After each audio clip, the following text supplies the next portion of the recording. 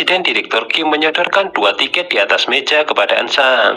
Ia memberikan waktu 2 minggu kepada gadis itu untuk bertemu sesukanya dengan Kim Tan. Namun setelah itu, gadis itu harus putus dengan putranya dan pergi ke tempat yang sudah ia tentukan. Ansang tidak boleh menemui Kim Tan sebelum ia mengambil salah satu tiket itu. Tentu saja ini pilihan yang sulit bagi gadis itu.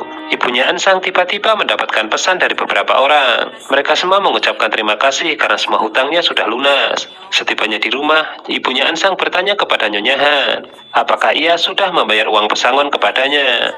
Tentu saja majikannya itu merasa tidak mengerti. Ibunya Kim Tan mengira jika ibunya Ansang itu akan berhenti malam ini juga. Ibunya Ansang kemudian terlihat bengong seperti memikirkan sesuatu. Ansang berbohong kepada ibunya jika ia tadi tidak menemui Presiden Direktur Kim. Ibunya pun menebak jika majikannya itu yang telah melunasi hutang mereka. Tak ingin terus merasa bersalah, Ansang kemudian menyuruh ibunya untuk mendengarkan segala ucapannya. Scene tiba-tiba berubah. Ansang melangkahkan kakinya menuju kamar Kim Tan. Pemuda yang dicarinya sedang mendengarkan berita televisi, yang isinya adalah perebutan kekuasaan perusahaan Jaeguk. Akibatnya saham Jaeguk terus melonjak naik. Ansang datang meletakkan telunjuknya di bibir, memberi isyarat diam dan tersenyum sangat manis. Gadis itu berbohong jika pengawal sedang pergi. Jadi ia datang menemui Kim Tan karena sudah rindu. Kim Tan memeluk Ansang dan meminta maaf karena telah membuatnya seperti ini. Ansang menatap Kim Tan sedih. Kim Tan menyuruhnya untuk tidak usah khawatir.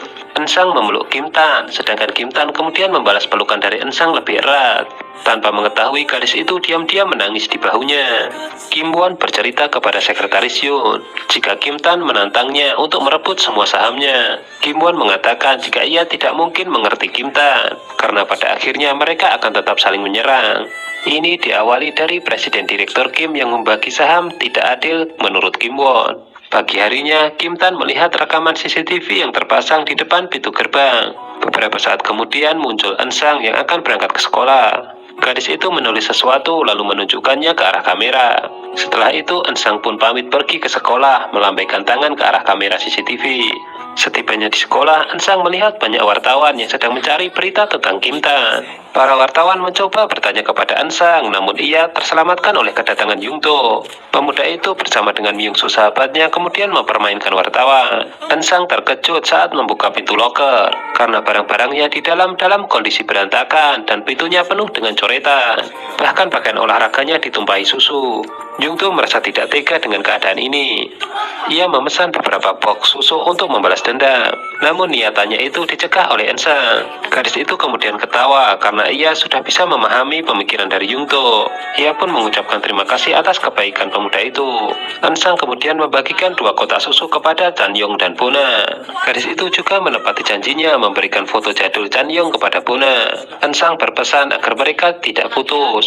Lalu Ansang tiba-tiba memeluk mereka satu persatu. Pasangan itu tidak menyadari jika Ansang sebenarnya mengucapkan salam perpisahan.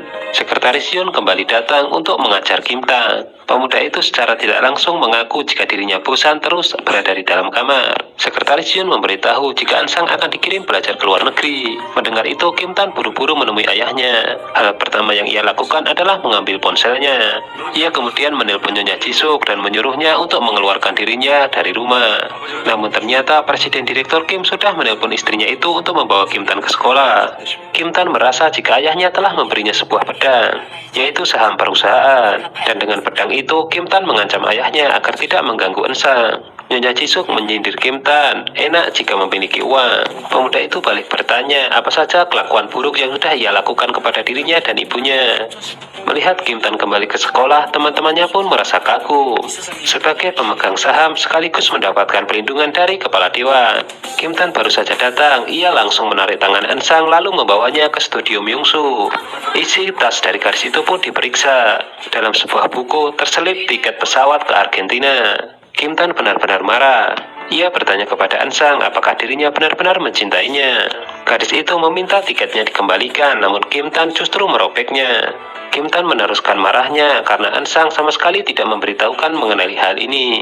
Ansang pun menangis karena tidak tahu apa yang harus ia lakukan. Kim Tan meminta gadis itu tidak menyembunyikan apapun lagi darinya. Yungto tiba-tiba datang dan mengira mereka berdua sedang bertengkar. Sobekan tiket diambil lagi oleh Ansang.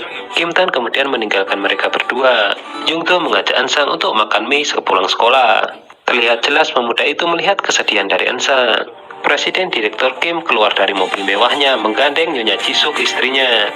Beberapa saat kemudian muncul Kim Won dan Kim Tan. Ini merupakan makan malam keluarga Kim. Di luar, keluarga mereka tampak harmonis. Saat masuk ke dalam ruangan, sandiwara mereka pun luntur. Untuk mencairkan suasana, Presiden Direktur Kim bertanya kepada istrinya, apakah ia sudah menemukan gadis yang pas untuk Kim Won? Nyonya Jisuk menjawab, jika mereka tinggal menentukan hari untuk saling bertemu. 2 minggu lagi rapat para pemegang saham. Presiden Direktur Kim berharap kedua putranya bisa hadir. Kim Tan kini sudah tidak mau menuruti perintah kakaknya. Ia pun menyindir jika kakaknya itu terlalu sibuk, jadi tidak punya waktu jika harus bersama dengannya. Kim Won segera menghubungi sekretaris Yun. Ia sudah tahu jika sekretaris Yun ditunjuk ayahnya untuk menggantikan dirinya. Kim Won jelas marah karena menganggap sekretaris Yun telah menusuknya dari belakang. Sekretaris Yun kemudian menyarankan Kim Won untuk mengalahkan ayahnya dan mempertahankan posisinya. Kim Tan berencana menjemput Ansang. Namun pacarnya itu ternyata dibawa Yungdo ke suatu tempat. Ansang protes kepada Yungdo. Katanya mereka akan makan mie, tapi yang ia pesan justru topoki. Yungdo kemudian meminta Ansang untuk menulis surat perjanjian bahwa mereka akan makan mie bersama. Pemuda itu merasa heran, tidak biasanya Ansang langsung menuruti perintahnya. Ansang kemudian diminta pulang karena Ansang pasti akan mengomelinya. Yungdo merenung di kedai. Beberapa saat kemudian Kim Tan datang. Namun pemuda itu datang untuk mengucapkan terima kasih kepada Yungdo. Mereka sama-sama merasa lega karena hari ini sudah mengurus Ansang. Nyonya Han duduk di lantai sambil meminum anggur. Ia pun terlihat sedih dan mabuk. Kim Tan pulang dan langsung menghampiri ibunya. Presiden Direktur Kim menganggap istrinya itu tidak bisa menjaga sikap. Kim Tan merasa tidak terima karena ibunya selalu dijadikan kambing hitam. Ayah dan anak kemudian bertengkar. Kim Tan menganggap jika ayahnya hanya seorang pengecut. Pertengkaran itu pun didengar oleh Ansang. Tengah malam, Kim Won menggedor rumah Hyunju. Pemuda itu memberitahu jika ia tidak akan bisa menemuinya lagi. Kim Won menyuruh Hyunju untuk pergi ke Amerika. Nanti setelah 3 tahun ia akan dijemput. Mendengar itu Hyunju marah. Dari awal ia sudah menyadari jika mereka tidak akan pernah bisa bersama. Karena sama-sama sedih mereka lalu berpelukan. Kim Tan memaksa Ansang untuk keluar rumah dan membawa paspor. Gadis itu pun terkejut ketika melihat Kim Tan sudah berdiri di depan pintu kamarnya. Kim Tan menarik tangan Ansang lalu membawanya ke gudang. Kim Tan memperingatkan Ansang agar ia tidak pergi. Ia tidak bisa membayangkan jika gadis itu meninggalkannya. Kim Tan tidak tahan lagi lalu mencium Ansang. Setelah itu gadis itu pun tidak sanggup berjanji jika tidak akan meninggalkan Kim Tan. Ia kemudian memeluk erat pemuda itu karena tidak ingin berpisah. Keesokan harinya Kim Tan menunggu Ansang di depan pintu gerbang. Ia ingin agar mereka berdua bisa berangkat ke sekolah bersama. Hari ini waktunya para siswa mempresentasikan tugas kelompok mereka. Tampak Rachel membacakan review dari novel klasiknya. Di luar kelas, Rachel mendengarkan percakapan teman-temannya tentang ciumannya dengan Yoshi. Ia kemudian menelpon pemuda itu dan menyuruhnya menjauhinya. Tanpa sadar mereka ternyata saling berhadapan. Itu membuat keduanya saling salah tingkah. Untuk mempertahankan posisinya sebagai presiden direktur, Kim Won harus bisa meyakinkan dan mengambil hati para pemegang saham terbesar. Ia kemudian menemui Nyonya Esther, presiden direktur Choi, bahkan Nyonya Jisoo. Dan sesuatu yang di luar dugaan, Kim Won harus menemui Kim Tan. Di situ adiknya itu bersikap dingin. Kim Won seharusnya memohon dan bukan menyuruh. Meskipun begitu, akhirnya Kim Tan berada di pihak Kim Won. Kim Tan kemudian mengaku jika ia melakukan semua ini hanya demi Ansang. Kim Tan hanya meminta apartemen untuk gadis itu. Myung-soo sedang berdandan. Di sampingnya ada Yungdo yang sedang memandangi plester pemberian dari Ansang. Sampai sekarang plester itu belum ia buka. Karena ia bingung tidak tahu bagian mana yang luka. Yungdo menolak ajakan makan bersama dengan keluarga Myung-soo. Pemuda itu mengaku punya janjian, namun ia justru berkeliaran di depan rumah Kim Tan. Ternyata Yungdo sedang mencari Ansang dan ia menemukan gadis itu sedang di depan minimarket. Ansang tampak kaget karena Yungdo muncul dari arah belakang. Pemuda itu pun terlihat GR jika gadis itu sedang menunggunya. Yungdo kemudian teringat saat pertama kali bertemu dengan Ansang. Waktu itu ia harus berkelahi dengan 2 anak kecil untuk melindunginya. Meskipun Ansang merasa tidak tahu, namun ia menilai Yungdo sebagai orang baik kadang orang jahat. Ansang kemudian berpamitan karena ia mempunyai janji dengan Kim Tan. Yungdo memiliki firasat yang kurang baik. Suasana seperti ini sama seperti saat dirinya dulu ditinggal oleh ibunya. Kim Won menyerahkan kunci apartemen kepada Kim Tan. Namun ia mengingatkan adiknya itu untuk berpihak kepadanya. Kim Tan tahu akan hal itu. Ia juga tahu jika cepat atau lambat, ayahnya pasti akan menemukan Ensang. Namun ia merasa tidak peduli karena satu-satunya orang yang peduli kepadanya hanyalah gadis itu. Ensang melamun di depan toko sepatu sambil mengingat perkataan dari Presiden Direktur Kim. Tiba-tiba Kim Tan datang dan memeluknya dari belakang. Itu disaksikan oleh Yung Do, ia pun semakin patah hati. Ensang membeli sepatu kupel bersama Kim Tan. Setelah itu, gadis itu diajak Kim Tan melihat apartemen pemberian dari Kim Won. Kim Tan menyuruh Ensang membawa ibunya untuk tinggal di apartemen ini. Ia takut jika ayahnya memberi gadis itu masalah. Pandangan gadis itu tertuju pada alat penangkap mimpi. Dari situ matanya mulai berkaca-kaca. Ensang tiba-tiba menyuruh Kim Tan untuk pergi ke pertemuan pemegang saham. Ia beralasan akan memfoto apartemen ini lalu menunjukkannya kepada ibunya. Namun setelah Kim Tan pergi, Ensang justru menangis sejadi-jadinya, menandakan kesedihan jika sebenarnya Ensang akan pergi.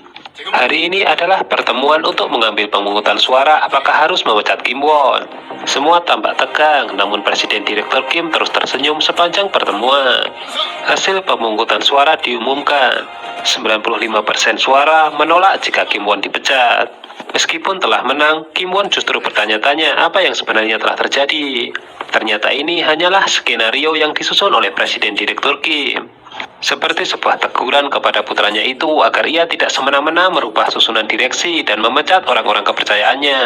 Presiden Direktur Kim ternyata juga memberi pelajaran kepada Kim Tan. Ia pun memberitahu jika Ensang telah meninggalkan Korea 1 jam yang lalu. Pemuda itu kemudian berlari untuk mencari kekasihnya. Di rumah, Nyonya Han juga terpukul karena ibunya Ensang tiba-tiba pergi hanya meninggalkan secari kertas. Kim Tan kembali ke rumah, namun ternyata kamar Ensang sudah kosong. Ia melanjutkan pencarian ke tempat kerja gadis itu, bahkan ke sekolahan. Di sana lokernya sudah kosong. Kim Tan kemudian berjalan ke pusat kota. Belum menemukan gadis itu juga, Kim Tan kemudian pergi ke apartemen. Di sana ia teringat perkataan ayahnya. Jika gadis yang ia cintai telah meninggalkan Korea 1 jam yang lalu. Kim Tan kemudian menangis sedih, merasa kehilangan. Kim Tan merasa sedih tidak mendapati Ensang di apartemen. Air matanya tidak bisa terbendung lagi karena kini gadis yang ia sukai benar-benar pergi meninggalkannya sendiri. Keluar dari apartemen, Kim Tan terus menghubungi ponsel Ensang. Namun ponsel gadis itu sudah tidak aktif. Kim Tan kembali menangis, teringat lambaian tangan Ensang. Di rumah, pemuda itu menemui ayahnya. Di situ ia bertanya apa yang telah dilakukan ayahnya terhadap Ensang. Presiden Direktur Kim kemudian mengatakan jika semua ini kesalahan dari Kim Tan. Karena sejak awal, harusnya Kim Tan tidak memberi perhatian kepada gadis itu. Chan Yong marah kepada ayahnya karena membantu kepergian Ensang. Meskipun begitu, ayahnya itu mengaku tidak mengetahui kemana gadis itu pergi. Tentu saja ini menjadi tanda tanya besar bagi Chan Yong. Ketidakhadiran Ensang menjadi pembicaraan teman-temannya di sekolah. Takut disalahkan, Rahel kemudian keluar. Kim Tan menghampiri Chan Yong apakah Ensang menelponnya. Tak lama dari itu datang Yung Do menanyakan hal yang sama. Karena tidak tahu, Chan Yong terlihat kesal. Kemudian terjadi percakapan empat mata antara Yung Do dan Kim Tan. Yung Do kemudian menyalahkan Kim Tan karena ia penyebab Ensang pergi. Kim Tan lagi tidak ingin berdebat. Ia menyarankan jika mereka berdua bisa mencari Ensang dengan cara masing-masing. Hal pertama yang dilakukan Kim Tan adalah menemui Nyonya Jisoo. Ia meminta kepada ibu tirinya itu untuk tidak mengeluarkan Ensang dari sekolah. Sedangkan Yung Do pergi ke studio penyiaran. Di situ ia mencari data diri Ensang. Kim Tan datang menyerahkan fotokopi paspor Ensang kepada Hyosin. Dengan itu, Hyosin diminta melacak penerbangan ke luar negeri. Sementara itu, beberapa orang tua murid berkumpul di sebuah restoran.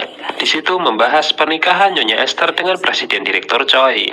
Ibunya Myung-soo menyindir apakah semuanya akan lancar-lancar saja karena Hotel Zeus akan diperiksa oleh kantor kejaksaan. Mendengar itu, ibunya Hyosin hanya tersenyum. Sekretaris Yoon masuk ke ruang kerjanya yang baru. Karena mulai hari ini, ia resmi menjadi wakil presiden direktur. Kim Won kemudian menjabat tangannya dan memperingatkan jika ia harus ada di pihaknya. Kim Tan menemui security di rumahnya. Ia meminta rekaman CCTV yang terpasang di gerbang rumah. Pemuda itu kemudian memeriksanya dengan sangat teliti. Yosin tiba-tiba menelpon dan memberitahu jika tidak ada penerbangan ke luar negeri atas nama Ansang. Kim Tan sangat senang karena itu artinya Ansang masih di Korea. Ia kemudian menelpon Yungto dan memberitahukan hal ini. Dalam rekaman CCTV itu, tampak Ansang melambaikan tangannya ke arah kamera. Yungto kesal setelah tidak mendapatkan tanggapan dari Kim Tan. Ia kemudian memiliki ide jahil membuka website Hotel Zeus. Pemuda itu membuat pesan untuk para admin yang isinya jika pewaris Hotel Zeus, yaitu Choi Yongto, dikejar-kejar oleh seorang wanita. Itu disebabkan karena ketampanannya. Maksud dari semua ini adalah Yongto melaporkan Ansang agar orang-orang mencari gadis itu. Yongto menatap dinding di warung topoki. Tiba-tiba muncul Myung-soo yang berlagak seperti detektif. Namun informasi yang ia bawa ternyata Yongto semua sudah tahu. Kim Tan mengambil rekaman di dashcam mobilnya. Mobil Myung-soo lewat. Rekaman di mobilnya pun diminta Kim Tan. Myung-soo tiba-tiba mendapatkan pesan dari sebuah komunitas. Melihat itu, Kim Tan bergegas pergi karena ia seperti memiliki ide. Ternyata pemuda itu pergi ke pusat ponsel. Ia ingin mendaftarkan ponselnya dengan nomor ponsel Ansang. Setelah mengaktifkannya, ia pun mendapatkan pesan. Dan ternyata itu dari Yungdo. Kim Tan kemudian menelpon pemuda itu. Yungdo terlihat begitu bersemangat mengangkat telepon itu karena ia menganggap itu dari Ansang. Kim Tan kemudian memberitahu jika ini sekarang adalah nomornya. Yungdo terlihat kesal karena pengakuan cintanya kepada Ansang diketahui oleh Kim Tan. Beberapa saat kemudian Yungdo harus menelan kekecewaan karena pengacaranya mengatakan jika ia belum berhasil menemukan Ansang dan keluarganya. Rekaman dashcam mobil telah diperiksa Kim Tan namun tidak membuahkan hasil. Handphonenya tiba-tiba mendapatkan pesan sebuah layanan perjalanan. Kim Tan lalu melakukan pencarian di internet terkait pembelian tiket transportasi. Namun Kim Tan harus menelpon satu persatu tempat-tempat itu. Ia terus berjuang tanpa kenal lelah. Hingga pagi harinya ia pun mendapatkan informasi jika ada gadis SMA yang berbelanja di minimarketnya. Presiden Direktur Kim diperlihatkan foto-foto yang memperlihatkan Ansang dan ibunya masih ada di Korea. Melihat itu Presiden Direktur Kim geram. Karena itu artinya Sekretaris Yoon telah mencampuri urusan keluarganya. Kini Ansang bekerja di sebuah toko buku. Sejak ia di situ, kata pemiliknya, toko bukunya semakin laris. Sedangkan ibunya Ansang berjalan ke sana kemari untuk mencari pekerjaan. Namun karena keterbatasannya, tidak ada yang mau mempekerjakan dirinya. Ansang berlagak memberi motivasi kepada ibunya. Padahal sebenarnya hatinya menjerit. Ia merasa bersalah karena telah membuat ibunya dalam kesulitan. Kim Tan sedang menuju ke tempat minimarket yang diduga terjadi transaksi oleh Ansang. Saat di perjalanan, ia pun mengingat kembali momen-momen bahagia bersama gadis itu. Setibanya di minimarket itu, Kim Tan menunjukkan foto Ansang. Sang pemilik minimarket mengatakan jika ia pernah melihat gadis itu. Kim Tan bergegas keluar untuk mencari Ansang. Gadis itu sedang melamun sambil memandangi seragam sekolahnya. Saat akan menjemur seragam itu, Ansang pun juga teringat momen indah bersama Kim Tan. Ia sebenarnya ingin melupakan namun tidak bisa. Karena Ansang tidak bisa membohongi perasaannya jika ia menyukai Kim Tan. Bahkan kaos kupel yang pernah ia pakai di Amerika pun masih tersimpan dengan baik. Kim Tan terus melakukan pencarian hingga ke pinggir laut. Di sana ia melihat kaos kupel yang pernah ia pakai di Amerika sedang dijemur. Beberapa saat kemudian akhirnya ia melihat Ansang. Meskipun begitu, Kim Tan merasa belum siap untuk menemui gadis itu. Pemuda itu bersembunyi dan hanya menyaksikan dari kejauhan apa yang dilakukan gadis itu. Bagi Kim Tan, ia sudah merasa lega melihat keadaan Ansang baik-baik saja. Sebenarnya Kim Tan sudah sangat rindu. Namun ia menyadari jika semuanya ini adalah kesalahannya. Ansang membeli ponsel baru. Itu membuat pengacara Yungdo bisa melacak keberadaannya. Yungdo meminta masalah ini dibawa ke kantor polisi. Tujuannya agar Ansang datang ke sana. Setelah menunggu sangat lama, Yungdo kehilangan kesabaran. Namun di saat yang bersamaan, Ansang muncul. Yungdo kemudian buru-buru memeluk gadis itu. Pemuda itu tiba-tiba mengucapkan terima kasih karena Ansang tetap selamat. Yungdo mengantar Ansang pulang melewati pinggiran pantai. Sepanjang perjalanan, gadis itu hanya terdiam. Yungdo menduga jika kedatangannya tidak membuat gadis itu senang, karena ia tahu Ansang hanya menginginkan Kim Tan. Namun sepengetahuannya, Kim Tan dan Ansang sudah putus. Itu artinya ia masih ada kesempatan lagi untuk mendekati gadis itu. Ansang memohon agar Yungdo tidak menemuinya lagi. Pemuda itu hanya menarik nafas, karena dalam hatinya tentu saja ia tidak ingin melakukan hal itu. Presiden Direktur Choi bertanya kepada putranya siapa Cha Ansang. Website hotel berantakan gara-gara masalah ini. Yungdo dengan jujur mengatakan jika ia gadis yang ia sukai. Presiden Direktur Choi tiba-tiba melunak dan mengatakan jika ia tidak berhak mencampuri kisah cinta anaknya. Malam ini acara makan keluarga Yungdo dan Rahel. Nyonya Esther tampak tidak bersemangat. Sedangkan Presiden Direktur Choi tiba-tiba marah saat menerima telepon. Namun setelah itu, ayah Yungdo itu berusaha ingin mendinginkan suasana. Nyonya Esther mengaku telah mengetahui semuanya. Ia tiba-tiba membatalkan pertunangan. Untuk pembicaraan lebih detail, ia ingin berbicara empat mata tanpa diketahui anak-anak mereka. Nyonya Esther menarik tangan Rahel dan mengajaknya pergi. Yungdo tampak tegang, namun ayahnya menyuruhnya untuk bersikap normal. Di luar, Rahel langsung bertanya kepada ibunya, apakah ini artinya jika keluarga Yungdo akan bangkrut? Nyonya Esther hanya mengatakan jika ia tidak ingin jatuh ke dalam lumpur bersama Presiden Direktur Choi. Kim Tan memandang alat penangkap mimpi yang tergantung di atas jendela apartemen. Ia teringat ucapan Ansang saat di Amerika, hanya mimpi indah yang bisa melewati lubang itu. Saat teringat lambaian tangan Ansang, Kim Tan mencoba menguatkan hatinya untuk melepas alat penangkap mimpi itu. Di hadapan Kim Won kakaknya, Kim Tan tiba-tiba mengatakan jika ia siap pergi ke Amerika dan juga siap untuk memberikan semua sahamnya. Tentu saja itu membuat Kim Won terkejut. Kim Tan mengaku bersalah karena telah menghancurkan hidup Ansang. Ia memberi kesempatan kakaknya untuk merebut semua yang ada pada dirinya. Menurut Kim Tan, ini satu-satunya cara dirinya menolong Ansang untuk kembali ke tempat semula. Ansang berdiri di depan toko menunggu hujan reda. Di hadapannya ada Kim Tan yang berjalan membawa payung. Wajah gadis itu langsung berkaca-kaca. Perasaannya campur aduk antara benci dan cinta. Ansang mengatakan jika tidak seharusnya ia di sini. Kim Tan hanya mengucap kata maaf. Sambil menangis, Ansang menyuruh Kim Tan segera pergi. Kim Tan mengatakan jika ia akan mengembalikan kehidupan Ansang seperti semula, semua yang telah ia hancurkan. Ansang membohongi hatinya. Ia terus menyalahkan pemuda itu yang membuat semuanya jadi seperti ini. Kim Tan kemudian kembali mengucapkan maaf, lalu mengatakan jika ia tidak akan kembali lagi. Setelah pemuda itu pergi, Ansang menangis sejadi-jadinya. Presiden Direktur Kim marah besar mendengar pengakuan Kim Tan yang telah menemui Ansang. Pemuda itu mengaku jika ia tidak akan menemuinya lagi. Kim Tan balik menyalahkan ayahnya. Dengan menjauhkan Ansang darinya membuat hidupnya sangat hancur. Nyonya Han terkejut melihat Kim Tan merasa acuh kepadanya. Kim Tan tiba-tiba mengurung dirinya di dalam kamar. Terdengar suara pemuda itu sedang mengamuk. Di luar, Nyonya Han tampak panik. Presiden Direktur Kim mengintip. Diperlihatkan kamar Kim Tan yang sudah berantakan, dan tangan pemuda itu terluka mengeluarkan darah.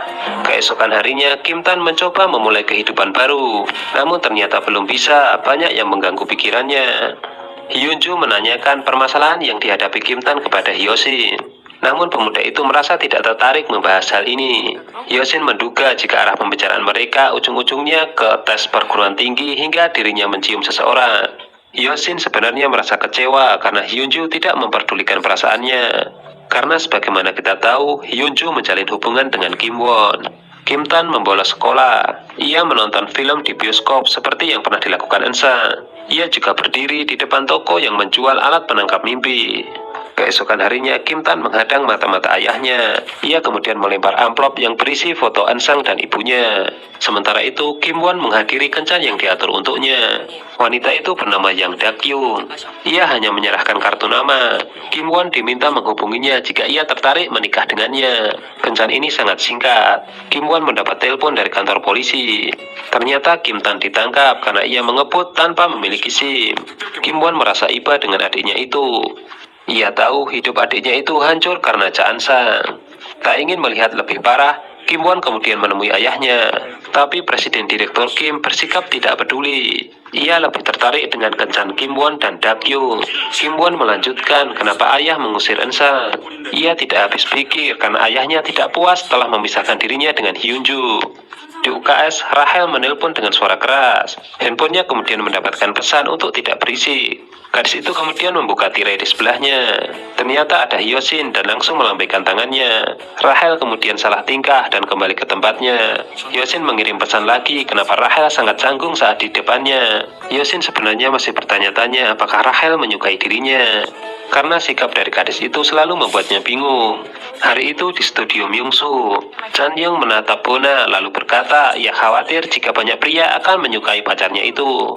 Namun Myungsu, sang musuh bebuyutan, merasa tidak setuju karena semua orang kenal bahwa Bona seorang yang pencemburu.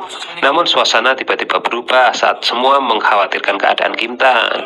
Kim Tan datang ke perayaan perusahaan Jaeguk dengan wajah lebam seperti habis berkelahi. Para undangan justru berbisik-bisik melihat keadaan wajah Kim Tan. Setelah itu Yungdo dan dua temannya menuju ke klub.